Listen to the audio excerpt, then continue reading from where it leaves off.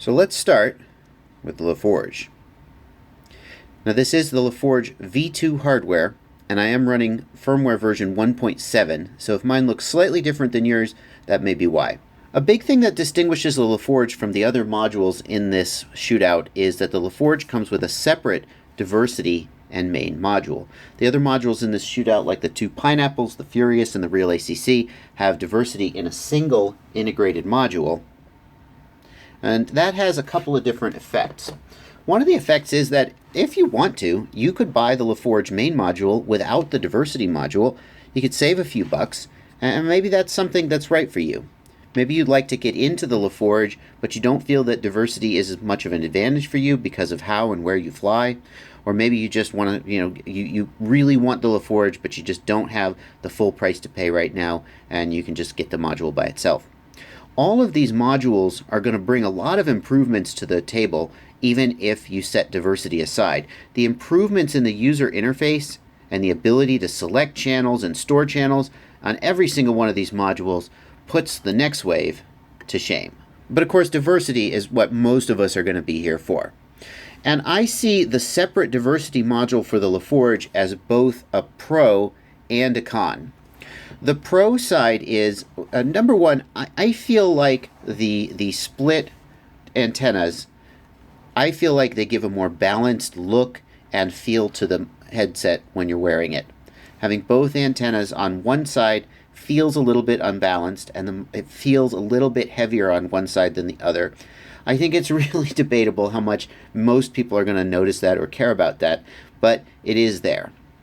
Another distinction is that having both antennas on one side, for example with the TrueD, means that you can't fit the antennas without having to do a little bit of weirdness. So sometimes people will take the antenna and they'll have a piece of cable sticking off the side, or you use a little 45-degree adapter like this, whereas with the LaForge, both antennas can connect directly to the modules. In this case, for convenience, I've got a right-angle adapter, but you can see I don't strictly need it. They both connect without any additional modules or anything like that. As far as aesthetics goes, I think I also prefer the LaForge to the single-piece modules. The single-piece modules, and you see this when we get to that video, the single-piece modules hang out a little bit more from the front, and they stand out just enough that it doesn't quite look OEM, whereas the LaForge sits in far enough that it looks almost flush, and it does stick out a little bit. You can see there's this little protrusion here to make room for the screen, and right here we've got this little protrusion here to make room for the board, but it almost looks OEM, and I think of all the modules tested, the LaForge gives the cleanest install if you select the right set of doors to go with it. Speaking of doors, the LaForge does not come with covers or doors. You have to order these 3D printed, and these are from Great 3D. I've got a video about them and I'll link to it. I think these doors are pretty good, but it is kind of an oversight that a manufacturer like UBAD doesn't provide doors with them, whereas with for example the TrueD, you get a nice, this isn't even 3D printed, this is injection molded, and it comes exactly as you see it here. Just installed, already ready to go. No fuss, no muss, just stick it in your goggles and you're good to go. The reason for this, according to UBAD, is that the hardware design has been iterating very rapidly over the last, year or so, and they hadn't felt like they had settled on a final hardware design yet, and so they didn't want to pay to get a mold made for injection molding, which if you've ever done that, you know it's really expensive to get a mold. I mean, perhaps tens of thousands of dollars, depending on the complexity of the mold. And they didn't want to get a mold made if the hardware design was going to change and the mold was going to change. The good news is that with the V2 LaForge, the word is that the hardware design has been essentially finalized, and perhaps in the future we'll see the LaForge start coming with doors instead of having to buy 3D printed doors. But we're not going to speculate about that here. For the time being, the LaForge, you have to buy your own doors. And so as you start to consider cost, bear in mind that in addition to the greater cost of the LaForge, and the LaForge is the most expensive of the modules in this test by a fair margin, in addition to the cost of the LaForge, you would also have to buy the 3D printed doors for about, say, $20 for a set of doors, and that really puts the LaForge at almost twice the price of something like, for example, the Furious TrueD. So let's take a look at the interface of the LaForge and get a sense for how usable it is. Now what we're looking at here is the sort of default screensaver that shows up when you're not doing anything. This screensaver is similar between all the modules. We've got a pilot's call sign, your current channel, and we've got the two signals from the two antennas. And here it's reading low signal because I don't actually have any transmitter put up. But we can see that the diversity and the regular antenna sort of bouncing back and forth. And we've got the channel that we're on here. It's FATSHARK 1, 5740. If we go into the menu, we've got three buttons here. And this is one difference with the V2 LaForge, is that you have three buttons instead of a sort of a click wheel. If we go into the menu here by pressing the middle button, we can see that we are in favorites mode. And favorites mode, the way it works is you select a set of channels that are your favorites. You can have up to 8 channels as favorites, and then you can scroll through those channels by pressing up or down on the buttons. And you can see it scrolls through my band F channels and then my band E channels. And you can actually change that if you want, so it scrolls sequentially by frequency number instead of with, right now it'll scroll F 1, 2, 3, 4, 5, 6, 7, 8, and then E 1, 2, 3, 4, 5, 6, 7, 8. So it stays within the band, and then it jumps between the bands after it finishes one band. But you can set it to be in frequency mode as well, where it scrolls sequentially through the frequencies if that feels more intuitive to you. And so you can see I've got this set up to the frequencies that are most commonly used at my flight club. A bunch of people are on FATSHARK 1, FATSHARK 5800, whichever that one is, and FATSHARK 7, 5860. So FATSHARK 1, 5, and 7, 1, 4, and 7. And then here we've got a couple of E-band users on 5905 and 5685. And you can see I'll just scroll between those very easily. This is in some ways my favorite feature that all of these things bring to the table in one form or another. You'll see when I get to the other reviews that the way that LaForge has implemented it, the others don't quite implement it the exact same way.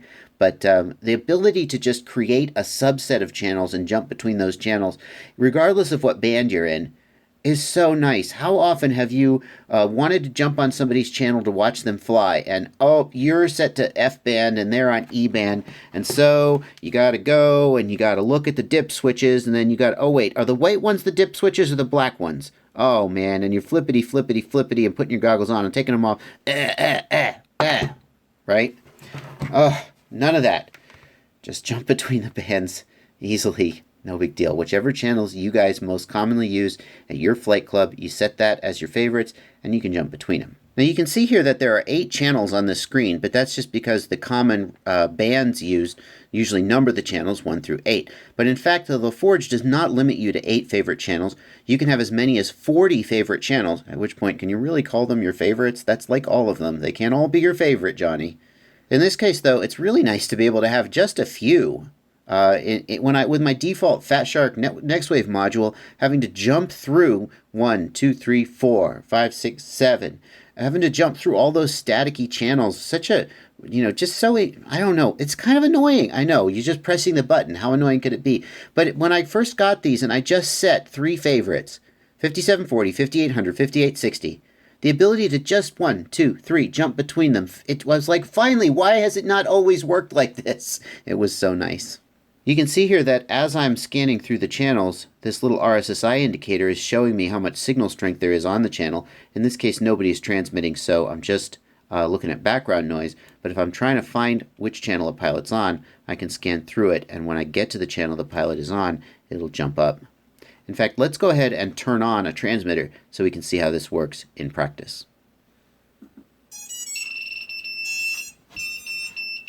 So now a transmitter is on, and you can see that antenna B is picking up full strength. Of course, it's just right across the room, so we're not going to see a lot of variation there. If I go back to where I was, to the favorite screen, you can see that the channel that I'm on is showing a big thick line here instead of these little thin lines indicating someone's on it. And as I scroll between the channels, you can see the relative signal strength by where this line is. And here of course is a channel that someone's on. It's at full strength. How do you set up the favorites? One way to do it is to go to manual mode, and in manual mode you manually flip through the channels one by one. Again, as I'm flipping through the channels, notice at the bottom of the screen it's showing the relative signal strength at the current time for where someone is on the channel. So if I'm searching for someone, this is a little bit of a slow way to do it, but I can see which channels are the strongest based on this display at the bottom of the screen. And when I get to a channel that I like, what I can do is I can press for about 1.5 seconds and it'll add that channel as a favorite. And now when I go back to favorites mode, that channel will be there. This is B band 7 and it's in my favorites. Now I actually don't want that. I'm going to press again and get rid of that. I don't want that in my favorites.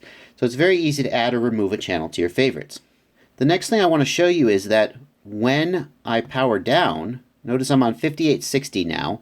If I power down and then power up again, I will come back on channel FATSHARK 1, F1, 5740. And the reason for that is that I'm almost always on 5740. That's where I set my copters by default. So I programmed my goggles to always come up on 5740. And that's nice because it means that if I've been spectating on somebody else's channel, if I unplug the goggles to, save battery life, when I plug back in, I'm on my own channel. But what if you're working with a different copter, or you for some reason you want to change what channel you power up on? What you do is you pick a channel. Any way you can get to the channel is fine. So we'll just do it here from the favorites. You long press and it will say Save Settings. And what that's done is that now channel E6 is my default. And if I switch to a different channel, when I power down and power up again, I should come up on E6. So basically, if you want to change the channel you power up on, you just select that channel, you hold the button for 2 seconds, and that sets it as your default. You will always come up on that channel, and you can switch away to wherever you want to be next. I find the combination of favorites plus the default channel to be really good. It's a great little combination of I can go wherever I need to go, but then if I want to unplug my goggles and plug them back in and come back in a certain spot, it's very easy to set that up. So we've got favorites, and we've got manual mode. Another thing we've got is called spectate mode. And spectate is like the scanner on your FM radio. You just click and it finds the next locked in channel. So here it's locked in on C3, and if I push up on the channels, it will begin to seek until it locks in on the next channel. Now, this is an imperfect feature. It has a little bit of trouble telling what channels it's locked in on. You can see, for example, I'm on FATSHARK 1, 5740, but it has accidentally locked in on 5732. This is an acknowledged quirk in the autoscan algorithm. The spectate algorithm is only for watching other people, not for flying, because it's known that it kind of locks in on the channel, and the real channel is 5740, but it found 5732 and it went, God's good enough. Okay, so you're not going to use this to find your own copter when you're flying. You need to know what channel you're on and set it manually. But the idea is for spectating, if you're off by a few megahertz and your range is reduced, well, it's really easy for you to just flip up or just, seek a little bit more or whatever. So that's spectate, and it helps you find other people in the air if you're at an event and you want to spectate. Lastly, we've got the band scanner, and this scans through the whole band and shows you the signals on the band, and shows you the high and the low signal on the band. And again, notice it's identifying my high channel as 5732, even though my actual high channel is 5740. Again, it's not quite perfect at identifying the high channel, but if you've got a case where you're trying to figure out somebody's dip switches and you just don't know what channel you're on, this can help get you in the ballpark. It's also useful if you're trying to figure out whether you're about to stomp somebody when you power up. We'll take a look at the setup menu to see what the setup options are. One of them is the order. When we're stepping through the channels, we can go either by the channel numbers, so FATSHARK 1, FATSHARK 2, FATSHARK 3, FATSHARK 4, or we can do it by frequency, so we'll go numerically by frequency regardless of band. We can turn the beeps on and off. The beeps are actually muffled in my goggles because I have some foam stuffed in the back to help prevent light leak from the diversity module. We'll talk about that in a minute. We can set your call sign. You can work with diversity. We can set the diversity manually to receiver A or receiver B, and we can see the relative signal strength of them. So this is nice for testing that diversity is working. You can see if I put my hand over that antenna, it switches. If I take my hand away, it switches back. So you can just manually confirm that diversity is working, and you can also see if there are any visual glitches in the diversity switching. And this is something that differentiates the modules. People have reported with some of the modules that there's a visual glitch when the diversity switches. I can tell you I have not seen any visual glitching at all with the LaForge, and that's certainly something I'll mention with the others as we get to them. We'll leave diversity set at auto, because of course we will. And calibrate RSSI. This is something you have to do when you first set up the diversity module. You only have to do it once, and there are great instructions for how to do it on the UBAD website, so I'm not going to go through how to do that. Lastly, in the setup menu, there are options here for the video transmitter, and we can't talk about the LaForge without talking about the video transmitter that comes with it. This is a feature that's unique to the LaForge. None of the other modules have this. The LaForge has an infrared emitter, which I've been trying to cover it up with my finger so it's not bothering you, flashing at you. This infrared emitter is used to talk to the LaForge video transmitter, and you can use it to program channel, output power, and LED color.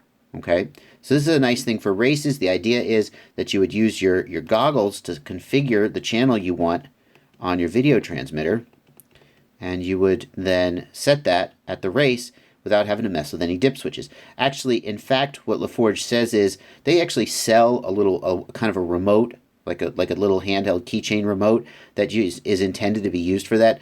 This infrared emitter, people have had problems getting it to read to the goggles. You really have to get it close, and it's hard to get it to read, some people say. And LaForge has said that this is really intended just as a backup, that the real intent is that you'll have the handheld remote and use that to program your video transmitter. But certainly one aspect of the LaForge ecosystem is that you've got this video transmitter that comes with it, and you can use the goggles to program the video transmitter if you so desire. One of the issues that the LaForge has that none of the other modules have is that when you install the diversity module in the left side bay, I guess that's the right side bay depending on how you're looking at it, when you install the diversity module in this bay, you open up all kinds of opportunities for light to leak in. And what that means is that when you put your goggles on, you can actually see the outside just a little bit. You can see light coming in through the sides, through the cracks. And that's all covered up by the factory door. Now these doors from Great 3D do a fantastic job of keeping light out. The quality of the design of the door is going to have a big effect on how much light leaks in around the edges. These doors are designed with very good tolerances, so very little light leaks in. But number one, they're clear, so some light gets through. A darker colored door wouldn't have that problem. And number two, there's just when you open it up, I mean, light comes in from a little hole over here, this little crack over here. It comes in from all kinds of places that you don't see when you've got the factory doors on. So what I've done in this case is I have. Oh, you are in there good, aren't you? I have stuffed some foam in the back. In fact, this is the same black foam that came with the LaForge modules. So that's how I've used it. And I've stuffed it in there good and thick, and it is blocking the light from getting in. I've also got some of these little plastic things, and these also come from Great 3D and were designed by the same guy who designed the doors that I'm using. And they block a little bit of light from getting in here, just help keep the last of the light out. So that is why my beeper is actually just clicking instead of beeping, because it's shoved up against this foam. But I kind of actually like that better in some ways than if it were beeping loudly. It just sort of clicks, and it's kind of nice. I can tell when the diversity is switching, but it doesn't actually shout in my ear. Continuing talking about installation. The installation on the LaForge is another one of their weak spots. I've said that the LaForge installation, in my opinion, is one of the cleanest. It's the cleanest and the most sort of OEM looking of all the modules, because it sits nice and flat here instead of protruding more. But the flip side of that is that you got to have the diversity module over here, and if you really want a clean install, you have to run a wire across the front of the goggles, and you have to open the goggles, which not everybody is going to be comfortable with, and with good reason. There's all kinds of ways that when you open the goggles that you could screw them up. And then you have to cut a bulkhead, a little slit in a bulkhead to let the wire pass through. And it goes in. There used to be a lot of mods that you had to do to this side to get the diversity module to fit in. But I don't know if it's a combination of the V2 hardware or my doors, this design of the doors. This is in there with no modifications at all to this side So it fits that fits in there. So really, all you have to do is open the goggles up and cut a slit in the bulkhead, and away it goes. But if you don't feel confident opening the goggles up and putting them back together again, that is a strike against the LaForge for you. I've seen many people who have been running the wire across the front on the outside. Some people use a little bit of tape to hold it down. There are also some nice looking 3D printed sort of channels that make it look a little nicer. And that's an okay approach. You're going to have to decide for yourself whether that feels like a good approach for you or not. I really like the clean look of having the internally routed cable, and I wasn't afraid to open the goggles up. Well, I was a little bit afraid, but it worked out okay. If you open the goggles up and you ruin a $450 set of goggles because you were trying to put this cable in, you're going to really wish you hadn't, right? It's going to be a bad day for you. A final feature of the LaForge V2 that I cannot forget to mention, and this is only true of the LaForge V2 with the 1.7 firmware, is you can actually use the channel buttons here to switch channels. You don't have to use these buttons right here. And that's kind of nice. When you're under the goggles, it's a little hard to get your finger in here and hit the button you're looking for, but it's really easy to reach up here and feel around for these indents and find the channel buttons. You can actually do this. You can do this with the LaForge V1 hardware if you upgrade to the 1.7 firmware and you void your warranty by doing a hardware modification to your board. So it's actually not true that you can do it with the V1 hardware, but the V2 comes ready to do it out of the box. And I don't believe that any of the other modules we're going to test have this feature built in. We'll check and I'll let you know if that's true. Don't take that as gospel yet. But the LaForge V2 at least can use the channel buttons here to switch channels. Watch. So you can see I'm switching through my favorites using those buttons. Oh, so nice. So nice. Okay, so that's the LaForge. That is a rundown of the logistics, the installation, the look, and the feature set of the LaForge. We're going to save the RF performance for another video because I feel like that's a topic that deserves its own video and its own discussion. Thanks for watching. Look for the rest of the videos in this series where we'll check out the Furious FPV True D, the 2 pineapples, the real ACC, and the $700, more or less, Clearview module. Coming up.